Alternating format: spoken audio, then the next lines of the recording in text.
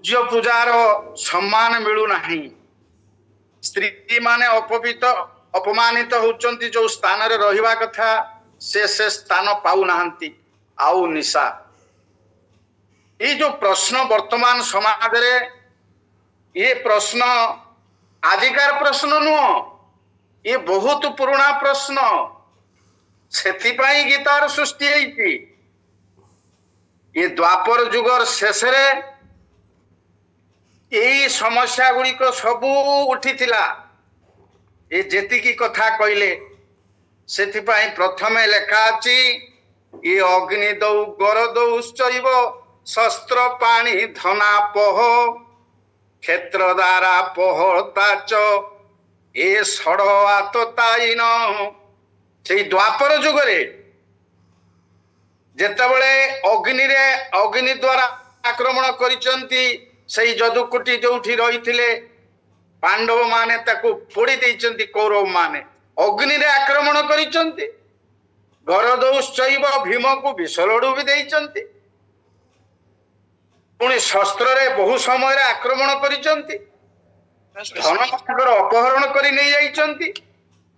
और क्षेत्र द्वारा पहर्ताच, क्षेत्र की तांकर राज्य भाग मध्य देइना। ये जो परिस्थिति स्त्री की नहीं कि सभा रे लज्जित करिबा, अपमान करिबा, लंगड़ा करिबा इत्यादि, ये जो कार्य गुड़िक आगुरु मध्य हेइछि। ये कली जुग रे आजिकार समस्या नुह। आमे काहेकि गीता पढ़ुचु ना, जो समस्याटा आगुरु हेइथिला आम पूर्व पुरुष माने भगवान किमिति ताकू सॉल्व करिसंती। ये भगवत गीता किमिति मार्गदर्शन करिसंती। एई जो दुर्दिन रे जेतबळे मनीष पथ हुड़ी जाए, समाजर सामाजिक व्यवस्था नष्ट हो जाए, सेतेबळे जदि चालू चालू मनीष चला पथरे भूल करिब, से सेतेबळे केवल एई भगवत गीता ताको मार्गदर्शन करा। भगवत गीता होची मार्गदर्शिका। मार्गदर्शिका कौन ना, मार्ग माने रास्ता, दर्शिका माने जिए देखेई दिए। स्त्रीलिंग होईची जे मार्गटा को देखेई दिए। जेतेबळे सही जीवनर चला पथरे प्रत्येक मनीष दिने ना दिने चला पथरे पथ हुड़ी जाती। जेतेबळे भूल बाटरे चली जाती, जानी पारंती नहीं, ज्ञान शून्य हो जाए जेतेबळे मनुष्यर मस्तिष्क, सेतेबळे एई भगवत गीता ही मार्गदर्शन करा। ये सर्वश्रेष्ठ ग्रंथ सारा विश्व रे एथि पई हेछि। ये लोक मान को मार्गदर्शन करेइबो। कोन केतेबळे करेइबो ना, मनुष्य जतबळे मार्गटा भूली जीवो। हम समस्तंकर परम पिता परमात्मा, जे समस्तंकर पिता, जाटू आमे आसीचंती संसार को, से होची आमर घर। ताकू जीवा पई जो मार्ग आमे भूली याडे सेयाडे बुलुचन, किंबा ए समाजर श्रृंखला, समाजर व्यवस्था जेतेबळे भुसुड़ी पड़े, सेतेबळे ई गीता आसे। भगवान गीता कहती पुणी श्रृंखलित करबा पई समाज को नीति नियम निर्धारण करती।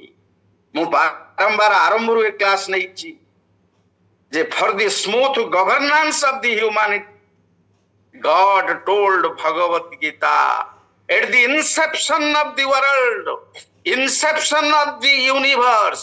ये जेतेबळे सृष्टि आरंभ हैला सेतेबळे कोनोसी आईन कानून नथिला, किंतु भगवान सेतेबळू ये गीताटा को कहि दैचंती, जानिचंती ए दिने ये मानव समाज विशृंखलित हेइ जिवो।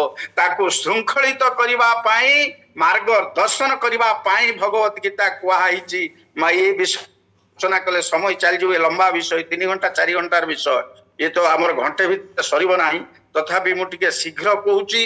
एवं आपण माने जेहेतु थरे दुई थर पढ़ी सारे गीता, आपण ताकू मार्क करके जाइए बही रे देखिबे ये किमिते मार्गदर्शन करूची। वर्तमान जो परिस्थिति आज उपजिची, एकु 50 वर्ष तले मोर लेखा अछि, ए परिस्थिति दिने उपजिबो।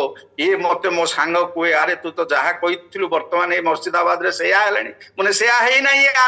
ये ट्रेलर कि ना, ये होची ट्रेलर। हमको कौन भागीरथी पाणिग्राही कौन कहउचंदी भागीरथी पाणिग्राही कौन कहवाक चाहूँगी सर म्यूट रे अछन सर को ना नाटा बाहला से कहना जे भगवत गीता होची मानव जीवन मार्गदर्शिका ये मानव जेतबळे जीवन चला पथरे चालू चालू पथ हुड़ी जाए किंबा पथ रे भूल काम करी बसे सेतेबळे ये मार्ग केवल दर्शन करिवार शक्ति यही भगवत गीता रे जी Bhagavad Gita manual of life आरंभ को manual of life how you will go in a right way how you will go in a right path आउ यही जिनसटा गीता ताको इंस्ट्रक्शन देइची ये Gita is full of wisdom आपण जदि उच्च कौनसी उद्देश्य प्राप्त करबा पई चाहुचंती गीता पढंतु आपणकर संशय आसीची कौनसी विषय रे संदेह हैला संदेह दूर पई गीता पढंतु आपणकर मोह आसी मोहर मुक्ति पई गीता पढंतु आपण खोजुदंती पाउनाहंती गीता पढंतु आपणकर पर्सनल लाइफ रे आपणकर स्वामी स्त्री झगड़ा होउची ऑफिस रे ऑफिसर स्टाफ झगड़ा होउची आपण तो Gita will solve all the problems your personal problem will be solve if you read Bhagavad Gita आपण खोली देबे आपण पढंतु आपणकर नेशनल प्रॉब्लम वर्तमान जो नेशनल प्रॉब्लम हेची only Gita can solve that national problem देखंतु चालू चालू चला पथरे जेतेबेले हमर सुनीता विलियम्स एई जो हमर जाइथिले महाकाश रे जाइचंती भारत वंशोद्भव भारतर लोक बाट हुड़ी गले खाइबा सरी गला पानी नाही से महाकाश रे का घर नाही जे मागी देबे एई जो विपद समय आसिला खूब कम दिन पई से जाइथिले किंतु कौन ए 9 मास रहिले ये जो 9 मास रहिले से कहउचंती मते केवल गीता खाद्य देइची गीता पानी देइची गीता साहाय्य देइची गीता जीवन देइची मार्गदर्शिका वर्तमान भारत वर्ष एक दुर्दिन समय देई गति करूची बहुत डेंजर समय देई की गति करूची ताको ए अल्प समय भितरे वर्णना करी हबो नाही ए समय जेतेबेले आसीतिला आमर कर्म सहित ज्ञान मिसी नथिला कर्म सहित उपासना मिसी नथिला सेई अरब माने आसिकिरी अरबी लोक आमर सिंध आक्रमण करथिले गजनी आस्तिले कुतुबुद्दीन कतरु इल्तुतमिश बलबन कोंतु बाबर कोंतु ब्रिटिश कोंतु हॉलैंड रो आदिवासी डच कोंतु फरासी लोक कोंतु ए माने काहे के आसिले भारत वर्ष को ता कारण थिला गोटिए जे कर्म सहित ज्ञान मिसेइले नाही प्रथमे कर्मयोग भारत वर्ष रे लोक मान को भगवान कहते कर्म कर गीतार सारमर्म होची गोटिए शब्द रे मुझे से होची कर्तव्य कर्म माने जहा करिबा उचित जो समय रे जहा करिबा उचित जदि ताहा न करिवे ताहले ई प्रकार पुणी पराधीन हबो घंटी बाजी गलानी तेणु कर्म सहित ज्ञान मिसिबा दरकार कर्म सहित उपासना मिसिबा दरकार कर्म रे समानता रहिबा दरकार समता रहिबा दरकार सेति पई ई जो घटी मुहूर्त रे केवल भगवत गीता ही हमको साहाय्य करि परिबो से दिन जेतेबेले रणांगना रे गोटिए पटे कौरव अछंती आउ गोटिए पट रे अछंती पांडवरंकर 7 उखणी सैन्य माने केते 2,21,600 अर्थात near about 15 lakhs of soldiers से अश्वारोही गदारोही रथारोही पदातिक सैन्य मिसी पाखा पाखी 15 लाख सैन्य गोटिए पटरे आर पटरे होची 11 उखणी अर्थात पक्ष सैन्य तांको भितरे भी गदारोही अश्वारोही पदातिक अछंती इत्यादि रथारोही अछंती जे सही परिस्थिति रे जेतेबेले बाट हुडी गले किए हुडी गले अर्थ हुडी गले आउ युद्ध करिबी नाही कहिले तांको कर्तव्य कोन करिबा उचित से आउ जानि पारिलेनी ये नही श्यामी ममानुपद्यात जच्छोक मुच्छ सणमेन्द्रियाणा अवाप्य भूमा पशपत्र मृदं राज्यं सुराणां अपिचाधिपद्यम कहउचंती ए जो इंद्रिय मानकर शोक मोर आसीची से शोक केमिति दूरीभूत हबो ए अकृष्ट मु जानि पारु नाही मोर हाथ ଧନୁ ଖସି ପଡୁଛି, ମୁଖ ଶିଥିଳ ହେଇଯାଉଛି, ଶରୀର ଶିଥିଳ ହେଇଯାଉଛି, ମୁହଁ ଶୁଖି ଯାଉଛି, ଆଉ ରୋମ ଗୁଡାକ ଟାଙ୍କୁରି ଉଠୁଛି। ମୁଁ ଠିଆ ହବା ପାଇଁ ମୋ ମୁଣ୍ଡ ବୁଲେଇ ଦଉଛି, ମୁଁ ଠିଆ ହବା ପାଇଁ ବି ସକ୍ଷମ ନୁହଁ। ଏ ପରିସ୍ଥିତିରେ ଗୀତା କହିଥିଲେ ଭଗବାନ। ସେଇ ଲୋକ ପୁଣି କହୁଛି କଣ, ଇଏ ନଷ୍ଟ ମୋହ ସ୍ମୃତି ଲବ୍ଧା ତତ୍ ପ୍ରସାଦାତ୍ମୟା ଚିତ ସ୍ଥିତସ୍ମି ଗତ ସନ୍ଦେହ କସ୍ୟ ବଚନନ୍ତବ। ଇଏ ନଷ୍ଟ ମୋହ ହେଇଗଲା।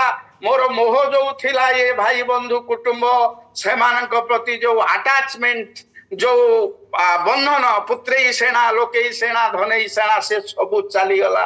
କାହିଁକି ଚାଲିଗଲା? ସେଇ ଯୋଉ ଜ୍ଞାନ ଦର୍ଶନ କରେଇଲେ ମାର୍ଗ, ସେଇ ଯୋଉ ଗୀତା ମାର୍ଗ ଦର୍ଶନ କରେଇଲା। ଯେ ଏଇ ପରିସ୍ଥିତିରେ ଗୋଟେ ଲୋକ ଥିଲା ଯେ ଯେତେବେଳେ ମାନେ କୌରବ ମାନେ ସେତେବେଳେ ଲୋକମାନେ ମଧ୍ୟ ଏ ପ୍ରକାର ସ୍ଥିତି ଦ୍ୱାପରରେ ଆସିଥିଲା। ସ୍ତ୍ରୀ ମାନେ ସମ୍ମାନିତ ହଉନି, ଧନ ଅପହରଣ କରି ନିଆଯାଉଥିଲା, ଯାହାର ପ୍ରାପ୍ୟ ସେ ପାଉନଥିଲେ। ସେତେବେଳେ ଗୀତା କୁହା ହେଇଥିଲା, ଆଉ ମହାଭାରତ ଯୁଦ୍ଧ ମଧ୍ୟ ହେଇଥିଲା।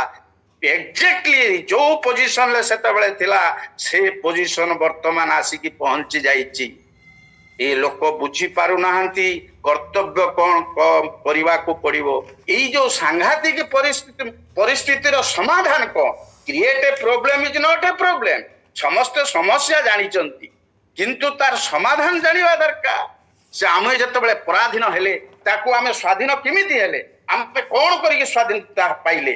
ଯେତେବେଳେ ଜାତିର ପିତା ମହାତ୍ମା ଗାନ୍ଧୀ ସତ୍ୟାଗ୍ରହ ଆଣିଲେ, ଅହିଂସା ଆଣିଲେ, ଅସହଯୋଗ ଆଣିଲେ, କହିଲେ ଫ୍ରେଣ୍ଡ ଫିଲୋସଫର ଗାଇଡ ହଉଛି ଏଇ ମୋର ଭଗବତ ଗୀତା।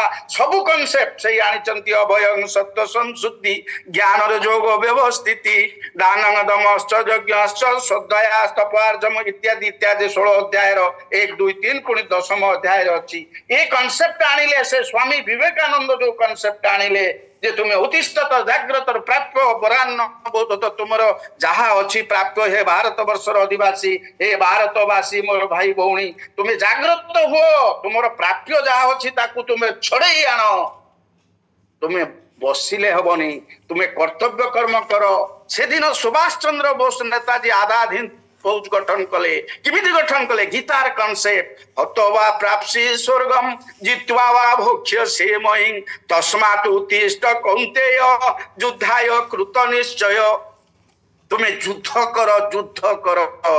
ତୁମେ ହତ ହେଇଗଲେ ମର୍ତ୍ତ୍ୟର ରାଜସୁଖ ଭୋଗ କରିବ।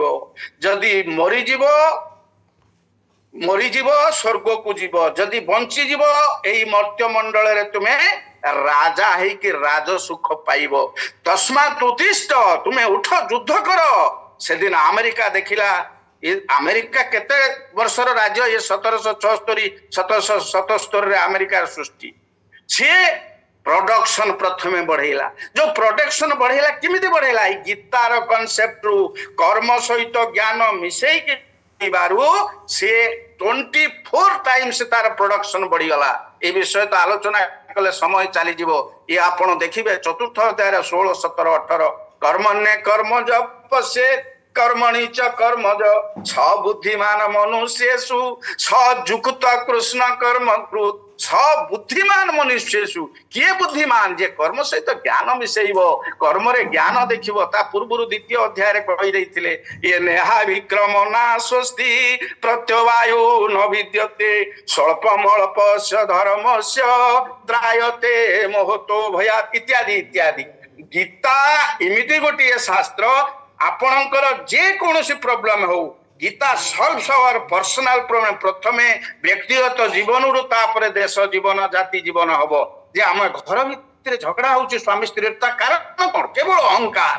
मो कथा रहिबो, स्त्री कहथो मो कथा रहिबो। ऑफिस रे झगड़ा होउची, ऑफिसर कहथो मानो, स्टाफ माने कहथो मानु नथिबे। ए जो अहंकार दूर पई प्रथमे ही गीता कहिची। Gita is the way of life. आपण केमिति बसिबे गीतार लिखा है। आपण कौन खाइबे गीतार लिखा है। आपण केते सोइबे तार लिखा है। आपण केमिति चालिबे, चालिला बेले मनटा केमिति आपणक रास्ता रे रहिबा दरकार। जसेन्द्रियाणि मनसा नियमार भतेर्जुन कर्मेन्द्रिय कर्मयोग असक्त सविशिष्यते जतु इंद्रियाणि मनसा।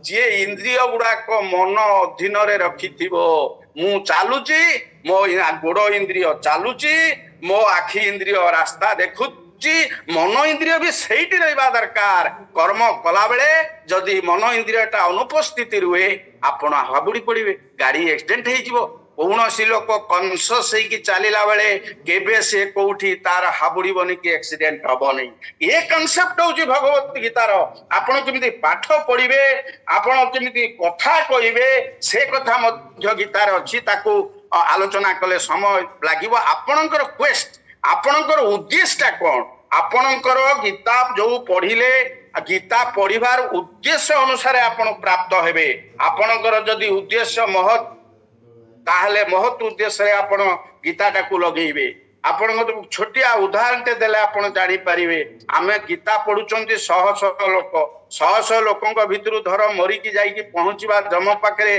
जम पचारिबो तुमे गीता पढुतलो ये कहो मु गीता पढुतली बहुत धर्म हेची गीता यदि तुमे पढुतलो कोन पई पढुतलो ना मोर व्यक्तिगत टिके आनंद पई सुख अच्छा हो एंको वर्षे वैकुंठपुर दियो द्वितीय व्यक्ति जे मरिकी पहुंचबो ताकू पचारिबो जेतेबेले कोन तुमे धर्म करिचो ना मैं गीता पाठ करूतलु गीता को कार्य रे परिणत करूतलु आ मो परिवार रे मु शांति रक्षा करि पारु गीता पाठ रो नियम गुडा को पालन परिवार रे को शृंखलित करितली आइ को 2 वर्ष वैकुंठपुर को दियो तृतीय व्यक्ति भी जेतेबेले पचारुचंती कोन तुमरो गीता पाठ रो उद्देश्य थिला तुमे काहे की एते समय नष्ट करी गीता पढिलो ना मोर उद्देश्य थिला ए लोक को शांति देवा पाई लोक मान को आनंद देवा पाई लोक माने केमिति शृंखलित जीवन यापन करिवे तेणु सेइति पाई पढुतली याकू 10 वर्ष वैकुंठपुर दियो इरे स्टोरी मु कहू नै मो कहवा कथा आपन को उद्देश्य अनुसार आपन प्राप्त हेबे प्रकृत कर्म रे पाप न थाए आमे जानिबा दरकार आमे जो कर्म करूचंती कर्म रे कोन पाप अछि नो आम विचार रे पाप अछि आम चिंतन रे पाप अछि आम उद्देश्य रे पाप अछि आम गुण रे पाप अछि आम कर्म रे कोनोसी किछि भूल नाही कि ठीक नाही आम विचार अनुसार आम चिंता अनुसार आम गुण अनुसार पाप पुण्य स्थिर हबो तेनु वर्तमान गीता पाठर उद्देश्यटा को मान को छाड़ी दिया गला आपण माने की उद्देश्य रे गीता पाठ करूचंती सेटा that is up to you all मो कहवा कथा वर्तमान भारत वर्ष घड़ी संधि मुहूर्त रे गति करुची आपणकर कर्तव्य कर्म कोन आपण टिके चिंता करिबा दरकार ए परिस्थिति रे गीता कोन कहूची आमे टिके आलोचना करिबा दरकार जेतेबेले से दिन रणांगन रे बाट हुडी गले अर्जुन तांकू कोन से मार्ग दर्शन करैले ए परिस्थिति रु से उहरी जाउचंती जे तू क्षत्रिय र काम होची सौर्यं तेज धुतिरि दाक्षं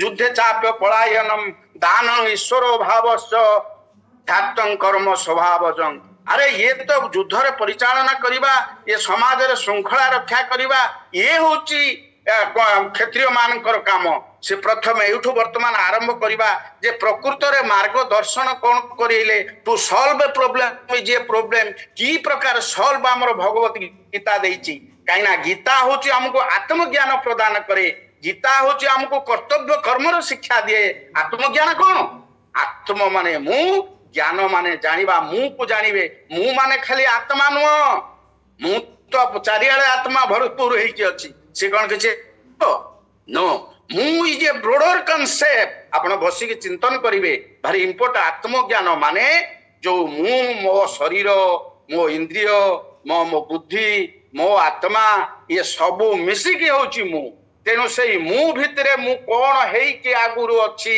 सेईटा को जानिबा होची आत्मज्ञान अर्जुन तू क्षत्रिय तू युद्ध करिबा पई आसीचु जद अहंकार आश्रित्य न जोस्य इति मन्यसे मिथेई सब व्यवसायस्ते प्रकृति त्वांगनि ओ क्षति तो प्रकृति होची युद्ध करिबा तू क्षत्रिय ताको आत्मज्ञान प्रदान करिले तू संग चेष्टते सोसिया प्रकृति ज्ञानवान नपि प्रकृति जानती भूतानी निग्रह किंकरी सती अरे प्रकृति अनुसार कार्य हो ताकू निग्रह शासन कले कौन हबो ए प्रकृति क्रियमाणानि गुणै कर्माणि सर्व अहंकार विमूढ़ात्मा कर्ता हम इति मन्यते ए आपन को कुआई जे गुडा आपन पढिचंती जे प्रकृति अनुसार कार्य हो अर्जुन तू कहू ना मु युद्ध करिबनी एटा संभव नुह ताको आत्मज्ञान प्रदान कले तू क्षत्रिय काम होची युद्ध करवा आओ ज्ञान जो कहले to see the thing as it is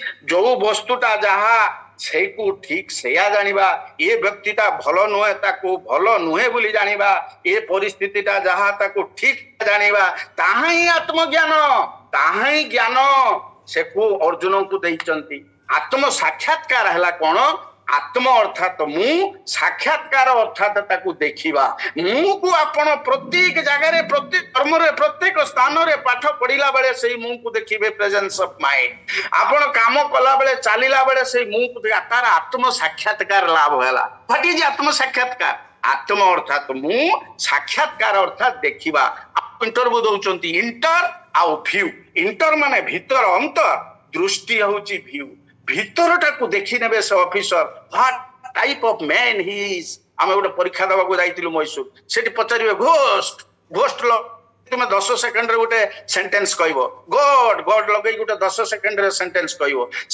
एटा को जानिला से जानि नेबे जे आपनकर इंटरनल क्वालिटीटा कोन दैट इज इंटरव्यू भीतरटा को देखिबा होउची प्रत्येक मनुष्यर निजर कर्तव्य अंतर्दृष्टि सेटा ही होउची आत्म साक्षात्कार तेणु गीता आत्मा साक्षात्कार दिए प्रज्ञा प्रदान करे प्रज्ञा कौन प्रकृष्ट ज्ञान प्र उपसर्ग रे ज्ञान लागिला अर्थात ज्ञान धातु जे ज्ञान अर्थात जानिबा जे प्रकृष्ट ज्ञान जहा जोटा यथार्थ दर्शन क्षमता एया एई दिनेशटा या ताकू जानिबा ज्ञान तेणु आमे जेते शास्त्र पढ़िले गीता बहुत पढ़िले उपनिषद बहुत पढ़िले so what in what way you are being benefited मते कोन in what way your family is being benefited in what way your nation India is being benefited कौन ही गला सोटू 100 शास्त्र 100 गीता मुको कष्ट कर पढ़ी देली नो शास्त्र ज्ञान काम दबो नहीं गुरु ज्ञान काम दबो नहीं जेते बेले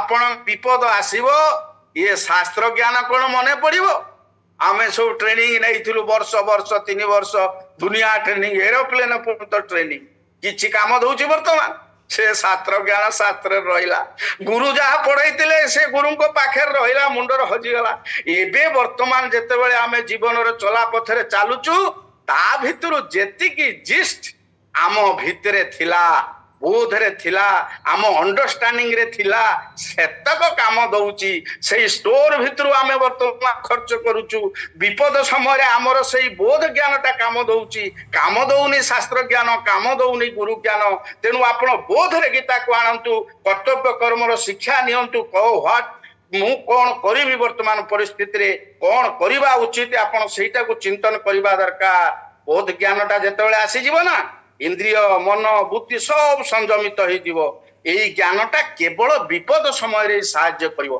तेणु शास्त्र ज्ञान गुरु ज्ञान अपेक्षा बोध ज्ञानटा को बढ़ेवा पई गीता कहिछि आमे वर्तमान हमर जो जीवा टू सॉल्व ए प्रॉब्लम जो कुए सब बेले जे किमिति सॉल्व करा हिची एई जो अर्जुनंकर जो स्थिति आसीची जे समाजर श्रृंखला जेते बेले भुसुड़ी पड़ीची द्वापर युगर शेष रे सेते बेले ये अर्जुन जेते बेले युद्ध करूनाहांती ये गीता सेते बेले पुणी कहिचंती भगवान कृष्ण जे गीता रे प्रथम इंस्ट्रक्शन देले कोन ना द्वितीय अध्याय नंबर 16 करू ये जो आमे वर्तमान समस्या जानिले ता समाधानटा देखुते समाधान तो वर्ष वर्ष धरिके आलोचना कले मध्य सरीब नाही ये आरंभ रे मु 50-60 टा क्लास नैथिली ए को आलोचना करिते जे वर्तमान देखंतु ए प्रॉब्लम रे किमिति सॉल्व करूचंती भगवान कृष्ण कहउचंती असोच्यानन सोचस्तम प्रज्ञावादां सहाससे गता सुंच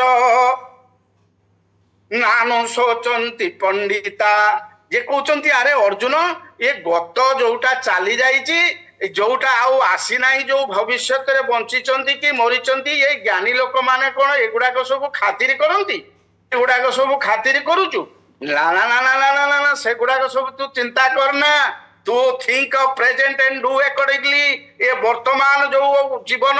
वर्तमान जीवन रे कि जीवन थाए से होची जीवित वर्तमान माने जीवित तार लाइफ अछि past is dead future is uncertain तेणु ए गुड़िक सब चिंता करना तू वर्तमान रे काम करूचु युद्ध क्षेत्र को आसीचु तू युद्ध करिवु आउ से युद्धटा केमिति करिवु ନା କଣ ଭାବନା ରଖିକି କରିବୁ ଯୁଦ୍ଧଟା ନା ଏଇ ଯୋଉ 37 ନମ୍ବରରେ କହିଲି ଯେ ହତବା ପ୍ରାପ୍ସି ସ୍ୱର୍ଗଂ ଜିତ୍ୱା ବା ଭକ୍ଷ୍ୟ ସେ ତସ୍ମାତ୍ ଉତ୍ତିଷ୍ଠ କୌନ୍ତେୟ ହାୟ କୃତ ନିଶ୍ଚୟ।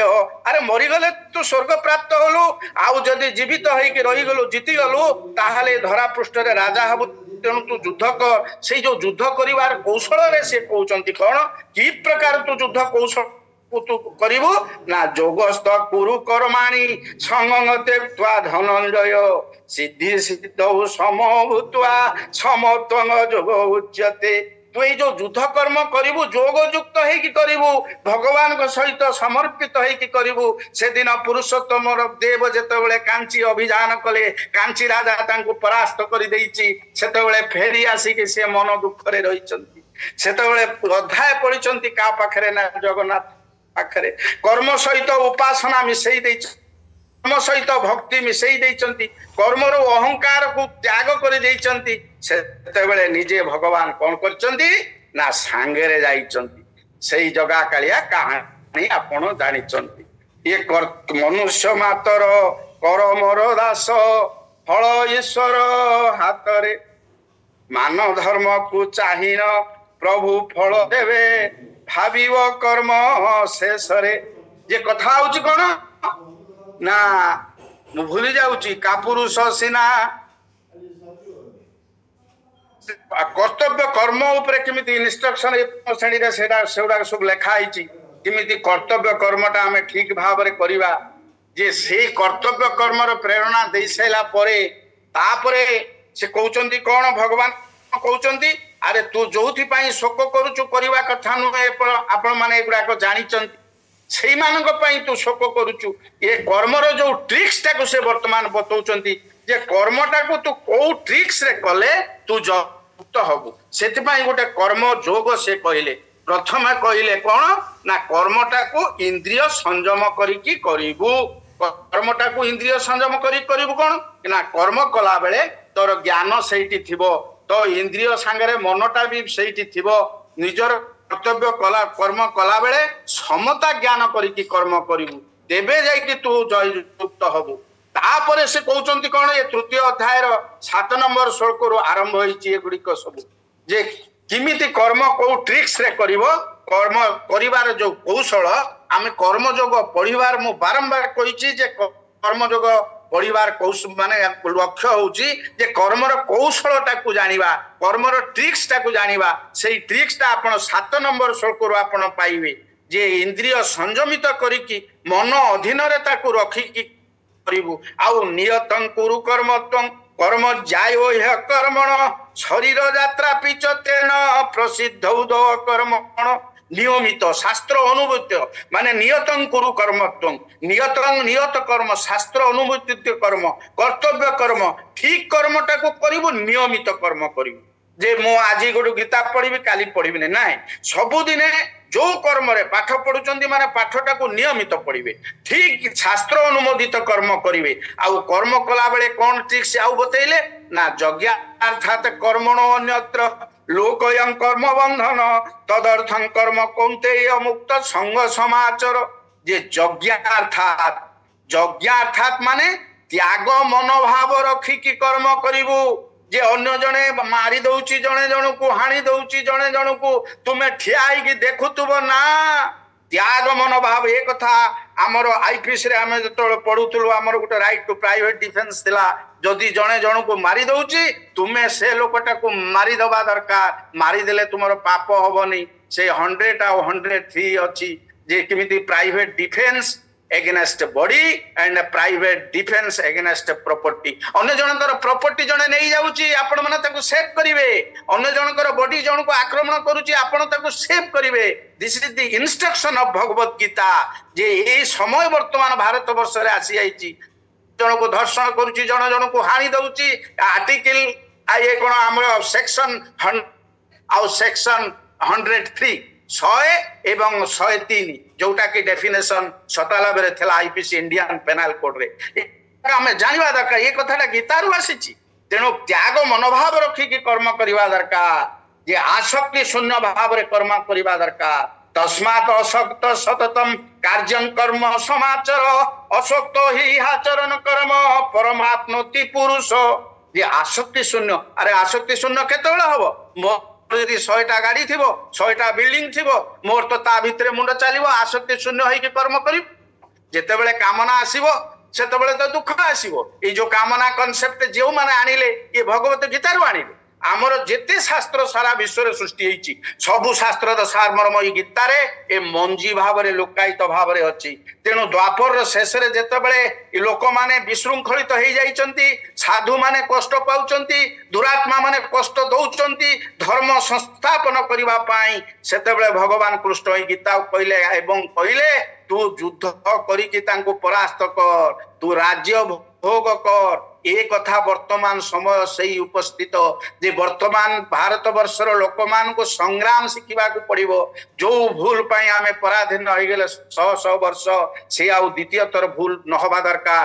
ଆମେ ଆମର କର୍ତ୍ତବ୍ୟ କର୍ମ କରିବା ଦରକାର। ଛାତ୍ର ତା କର୍ତ୍ତବ୍ୟ କର୍ମ ପାଠ ପଢିବ। ଏ ଯେ ଯୁବକ ମାନେ ମାନେ ଜାଣିବା ଦରକାର ତାଙ୍କର କର୍ତ୍ତବ୍ୟ କର୍ମ କଣ। ପ୍ରତ୍ୟେକ ପୁରୁଷ, ପ୍ରତ୍ୟେକ ମହିଳା ଇସ୍ରାଏଲ ସମସ୍ତେ ଆର୍ମି ଟ୍ରେନିଂ ହଉଛନ୍ତି, କି ପୁଲିସ, କି ମାଷ୍ଟର, କି ଡାକ୍ତର, କି ଇଞ୍ଜିନିୟର, ସମସ୍ତେ ତାଙ୍କର ଯୁଦ୍ଧ କରିପାରିବେ। ତେଣୁ ଦେଶଟାକୁ ଆମେରିକା 20-22 ବର୍ଷ ଯୁଦ୍ଧ କଲେ ବି ଜିତି ପାରିଲା ନାହିଁ। ଯେ ମୋର ଏକଥା କହିବାର ତାତ୍ପର୍ଯ୍ୟ ହଉଛି ଯେ ଗୀତା କେମିତି ଆମର ନ୍ୟାସନାଲ ଯୋଉ ମାନେ ଜାତୀୟ ସ୍ତରରେ ଯୋଉ ସମସ୍ୟା, ଇଣ୍ଟରନ୍ୟାସନାଲ ଆନ୍ତର୍ଜାତିକ ସମସ୍ୟା ମଧ୍ୟ ସମାଧାନ କରୁଛି। ଲମ୍ବା ବିଷୟ, ଲମ୍ବା ପ୍ରସଙ୍ଗ, ଏଇଟା ଆଲୋଚନା କଲେ ସରିବ ନାହିଁ। କିନ୍ତୁ କର୍ମ ସହିତ ଯେତେବେଳେ ଆପଣ ଜ୍ଞାନ ମିଶେଇ କରିବେ, ସେତେବେଳେ ଆପଣ ସକ୍ସେସଫୁଲ ହେବେ, ତେବେ ଯାଇ ଲୋକ ଠିକ ଫଳଟା ସେ ପାଇବେ। ତେଣୁ ଏ କଥା ସବୁ କହିସାରିଲା ପରେ, କର୍ମର ଟ୍ରିକ୍ସ କହିସାରିଲା ପରେ, ବହୁତ କଥା ଆରମ୍ଭରୁ ଶେଷ ପର୍ଯ୍ୟନ୍ତ ଗୀତାରେ ବର୍ଣ୍ଣନା କରାହେଇଛି। କର୍ତ୍ତବ୍ୟ କର୍ମ, ଆତ୍ମିକ ସ୍ଥିତି, ଆତ୍ମଜ୍ଞାନ। ତୁମେ ଉଠ, ତୁମେ ଯୁଦ୍ଧ କର, ତୁମେ କର୍ତ୍ତବ୍ୟ କର୍ମ କର, ତୁମେ ନିଜର ସମସ୍ୟା ସମାଧାନ କର, ନ୍ୟାସନାଲ ପ୍ରୋବ୍ଲେମ ସମସ୍ୟା କର ସମାଧାନ କର, ଇଣ୍ଟରନ୍ୟାସନାଲ ପ୍ରୋବ୍ଲେମ ଗୁଡାକ ସମାଧାନ କର। ଏ ଯେ ଗୀତା କେମିତି ବସିବା ପାଇଁ, ଖାଇବା ପାଇଁ, ଚାଲିବା ପାଇଁ ସବୁ କଥା ମାର୍ଗଦର୍ଶନ କରେଇଛି। କାହିଁକିନା ଏ ଜିନିଷ ହଉଛି, ଯଦି ଆମେ ବର୍ତ୍ତମାନ ଏଗୁଡାକ ଠିକ ଭାବରେ ଗୀତାର ଇନଷ୍ଟ୍ରକ୍ସନ ନ ନେବା, ତାହେଲେ ବହୁ ଘୋର ପରିଣତି ହେଇଯିବ। ପୁଣି ଆମର ସେଇ ଦୁର୍ଦିନ ପଳେଇ ଆସିବ। ଗୀତାର ଇନଷ୍ଟ୍ରକ୍ସନ ହିଁ କେବଳ ୟାର ସମାଧାନ। ମନ ସ୍ଥିର ହେଇଯାଉଛି, ମନ ସଂଯମିତ କରିବା ପାଇଁ ଚାହୁଁଛନ୍ତି। 6ଠ ଅଧ୍ୟାୟରେ ସେଦିନ କହିଲେ, ଅର୍ଜୁନ ତ ମନ ଯୋଉ ବିଚଳିତ ହଉଛି, ତାହେଲେ ତୁ କଣ କଲେ ତ ମନଟା ସ୍ଥିର ହେଇଯିବ? ପଚାରିଛନ୍ତି ଯେତେବେଳେ ଅର୍ଜୁନ, ସେତେବେଳେ ତା ଉତ୍ତରରେ କହୁଛନ୍ତି କଣ, ଏ ଅସଂଶୟ ମହାବାହୁ ମନ ଦୁନିଗ୍ରହଂ ଚଳଂ ଅଭ୍ୟାସେନେ ତୁ କୌନ୍ତେୟ ବୈରାଗ୍ୟେଣ ଚଗୁହ୍ୟତେ। ମନ ସଂଯମ କେମିତି ହବ? ମୁଁ 3ଟା କ୍ଲାସ ନେଇଛି। ମନଟା ତ ଚଞ୍ଚଳ, କିନ୍ତୁ ପ୍ରକୃତରେ ମନ ପାଣି ଭଳିଆ। ମନ ସହିତ କ୍ରୋଧ ମିଶିଲେ କ୍ରୋଧୀ ମନ ହବ, ମନ ସହିତ ଯଦି ଲଭ ପ୍ରେମ ମିଶିବ, ଇଏ ପ୍ରେମୀ ମନ ହବ। ମନ ସ୍ଥିର ହେଇକି ରହିଛି, ମନ ସହିତ କଳା ମାନେ ଯେମିତି ପାଣି ସହିତ କଳା ମିଶେଇ ଦେଲେ କଳା ପାଣି ହେଇଯାଏ, ପାଣି ସହିତ ଯଦି ନାଲି ମିଶେଇ ଦେବା ନାଲି ପାଣି ହେଇଯାଏ। ମନ ହଉଛି ସେଇଭଳିଆ ପ୍ରକୃତରେ ସ୍ଥିର, ତାକୁ ବିଭିନ୍ନ ପରିସ୍ଥିତି ତାକୁ ବିଭିନ୍ନ ରଙ୍ଗାୟିତ କରିଦିଏ। ଠିକ ସୂର୍ଯ୍ୟଙ୍କ ବର୍ଣ୍ଣ ପରି ହଉଛି ମନ। ଆଦିତ୍ୟ ବର୍ଣ୍ଣ ଯେମିତି ସୂର୍ଯ୍ୟଙ୍କର କିରଣରେ କୌଣସି ରଙ୍ଗ ନଥାଏ, ସେ ସୂର୍ଯ୍ୟଙ୍କର କିରଣଟା ହଉଛି ପ୍ରକାଶକ ବର୍ଣ୍ଣ। ସେ ବର୍ଣ୍ଣ କଣ ନା, ତା ଯଦି କଳା ଲଗା ଉପରେ ପଡିବ ସୂର୍ଯ୍ୟ କିରଣ, ତାହେଲେ ସେ କଳା ଦେଖାଯିବ। ସୂର୍ଯ୍ୟ କିରଣଟା ନାଲି ରଙ୍ଗ, ନାଲି ଲୁଗା ଉପରେ ପଡିବ, ନାଲି ଦେଖାଯିବ। ସେ ହଉଛି ପ୍ରକାଶକ ବର୍ଣ୍ଣ। ଠିକ ସେଇ ପ୍ରକାର ବର୍ଣ୍ଣ। ଅର୍ଜୁନ ତୁ ମନକୁ ସଂଯମ କରିବା ପାଇଁ 24 ନମ୍ବର ଶ୍ଲୋକରୁ ଆରମ୍ଭ କଲେ। କେମିତି ତୁ ମନ ସଂଯମ କରିବୁ? ମନ ଯଦି ଚାଲି ଯାଉ, ପୁଣି ଟାଣି ଆଣିକି ସେଇ ଭଗବାନଙ୍କ ଚରଣରେ ତୁ ଲଗେଇ ଦେ। ପୁଣି ଜ୍ଞାନ କହିଛନ୍ତି, ବିଜ୍ଞାନ କହିଛନ୍ତି। ଜ୍ଞାନଟାକୁ ଜାଣିବା ବଡ କଥା ନୁହେଁ, ତାକୁ ଅନୁଭବରେ ଆଣିବା ହଉଛି ବଡ କଥା। ଯେ ପ୍ରତ୍ୟେକ ସମୟରେ ଭଗବାନଙ୍କର ସ୍ଥିତିକି ଅନୁଭବ କରିବୁ। ଆଉ ଅର୍ଜୁନ ତୁ ଚିନ୍ତା କରନା, ଯଦି କର୍ତ୍ତବ୍ୟ କର୍ମ କଲା ବେଳେ ମତେ ଟିକେ ସ୍ମରଣ କରିକି କରିବୁ ନା, ତାହେଲେ କଣ ହବ ନା, ମୁଁ ତୋର ଦାୟିତ୍ୱ ନେଇଯିବି, ମୁଁ ତୋର ଯୋଗକ୍ଷେମ ବହନ କରିବି, ତୁ ଆଉ ଅନସକ୍ସେସଫୁଲ ହବୁ। ତେଣୁ ତସ୍ମାତ୍ ସର୍ବେଷୁ କାଳେଷୁ ମାଂ ଅନୁସ୍ମର ଯୁଦ୍ଧ ଚ ମୟି ଅର୍ପିତ ମନ ବୁଦ୍ଧି ମାମେ ବୈଶ୍ୟସ୍ୟ ସଂଶୟମ୍। ତସ୍ମାତ୍ ତେଣୁ ସର୍ବେଷୁ କାଳେଷୁ ସବୁ ସମୟରେ ମାଂ ଅନୁସ୍ମର ଯୁଦ୍ଧ ଚ, ଯୁଦ୍ଧ କଲାବେଳେ ମଧ୍ୟ ମତେ ଟିକେ ସ୍ମରଣ କରିବୁ। ଏଇ ଯୋଉ ଭଗବାନଙ୍କୁ ସ୍ମରଣ କରିବାର ଉଦ୍ଦେଶ୍ୟ ହଉଛି କଣ? ଆପଣ ୟୁ ୱିଲ୍ ମୋର conscious that will create consciousness of your mind, that will create consciousness of your body. आपण गाड़ी चलेला बेले भगवान को स्मरण करिवे अर्थात आपण को प्रेजेंस ऑफ माइंड आसीबो मु बाटरे देखे जतबेले हनुमान मूर्ति सब बाटरे हेइता मोर तो मनटा टिके निद आसी जाइथो कारण राति 4टा 4:30 बेले उठी कि मु गले 7टा बेले रोल कॉल देबी तेणु 100 150 200 किलोमीटर जीवाक पड़े पुणी घरे जो काम होइथिबो राति रे 12टा 1टे सोइथु जे 4टा 4:30 बेले मु जेतबेले गाड़ी चलेकी जाय बेले बेले आखी बुझी जाय आखि बुझी जाए जो गाड़ी देखला बेलू रास्ता कड़क चल जाओ नेशनल हाईवे बड़ बड़ सब आंध्रा ट्रक आस कौन कर जो हनुमान मूर्तिटा को देखी दिए कॉन्शियसनेस हनुमान मूर्तिटा क्रिएट कर सी अन्य किसी करू नहीं इट इज क्रिएटिंग कॉन्शियसनेस मु मो प्रेजेंस टा फील करि पारुची बल आसी जाउची आमे ठाकुर को पूजा करिवार उद्देश्य कौन आज जो देवता मानकर पूजा माने सब ये करके मारी दउचंती अमुक कर दउचंती देवता को पूजा कले कौन हबो ना हमर देवत्व बढ़िबो ठाकुर को पूजा कले ठाकुरत्व बढ़िबो धन मान जस पाइबा इच्छा मते ठाकुर सजाई तुम्हें गोटे भक्त बनाई ठाकुर अनुकूल चंद्र कहते जे पर्यंत तुम ठाकुरत्व जागृत होना कहीं भी तुम केंद्र बिंदु नुहति कहीं किसी करें तुम्हें Thakur you create your goodness तुम्हें तुम भितर ठाकुरत्व जागृत कर ठाकुर को पूजा कले आमर ठाकुरत्व जागृत हम मु असुर को पूजा करी मोर असुरत्व जागृत हम मु खराब लोक सहित मिसबी खराब गुण हम तेणु शेष केवल ये 8 रु आहरी बहुत गुड़ाक रहा समय तो अतिक्रांत होती तेणु वर्तमान में कंक्लूजन उपरक जावा जदि भगवान को पाखे समर्पित हो सबु कर्म करा जाए ताहले कौन हम से कहते ना जत्र जोगेश्वर कृष्ण जत्र पार्थ धनुर्धर तत्र श्री विजयोभूति ध्रुवा नीतिरी मतिरी मम अरे अर्जुन ये जो जोगेश्वर जे जोगर मालिक जोग माने कौन ना समस्त जोग उच्यते जो कृष्ण जेते जन्म होउचंती मथुरापुर से जेल रे बढ़ुचंती गोपपुर रे माँ कोल रे जशोदा कोल रे निज जन्मित माता रही जेल रे से नंद गोपपुर वासी सहित मिशुचंती सुदामा सहित इत्यादि इत्यादि पुणी राधा सहित प्रेम करुचंती राधा चली जाउची द्वाप ये द्वारिका रे राजा होउचंती द्वारिका नगरी पुड़ी जाउची ये राधा जो प्रेम होइछन से छाड़ी के पळै जाउची प्रभास यज्ञ रे दौड़ी दौड़ी पळै जाउची ये दुख भितरे केई केबे देखि नाही कृष्णकर समतार भाव से सिद्धि असिद्धि रे समता रहिचंती सिद्धि असिद्ध समभूत्वा समस्त जोग उच्यते से जोगर मालिक से समतार मालिक होउची कृष्ण जोटी थिबो जोटी आमानक मन रे समता आसी जिवो आमे आ सिद्धि असिद्धि रे विचलित होई जिबा नै दुखेषु अनुति विघ्न मना सुखेषु विगत स्पृह वितराग भय क्रोध स्थित धीरि मुनि उच्यते एई जो समता यदि आसी जाए